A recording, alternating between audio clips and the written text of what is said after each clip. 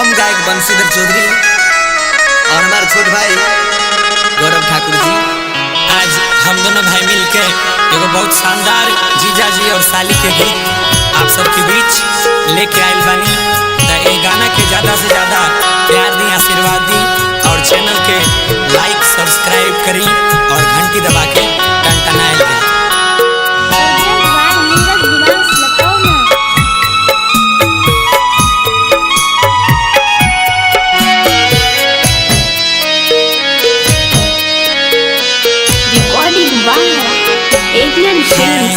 बड़ा रे जतन से साली के पटली रे, साली के पटली रे, से हो साली के सारू लेने जाए।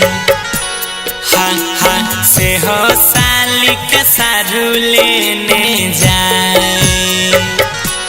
अरे भैया बड़ा रे जतन से साली जी के पटली रे, साली जी के पटली रे, से हो साली के सारू लेने जाए।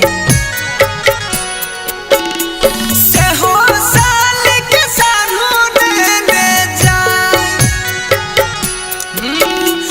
हमारे जानू के सारू लेने जाए।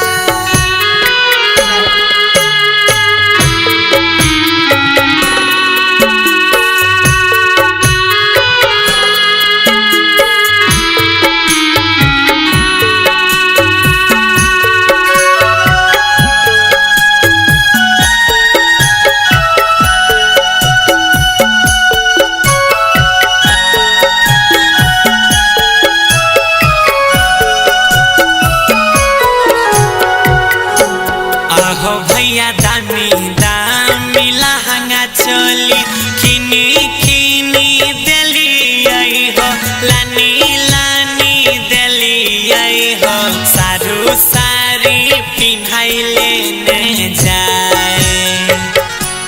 हाँ सारू सारी पिन्हाई लेने जाए। आहो भैया दामी दामी लहंगा चोली किनी किनी देली हो, किनी किनी देली हो, सारी पिन्हाई सारू लेने जाए। सीनामा पर छुरिया चला हमर जानू के सारू लेने जाए।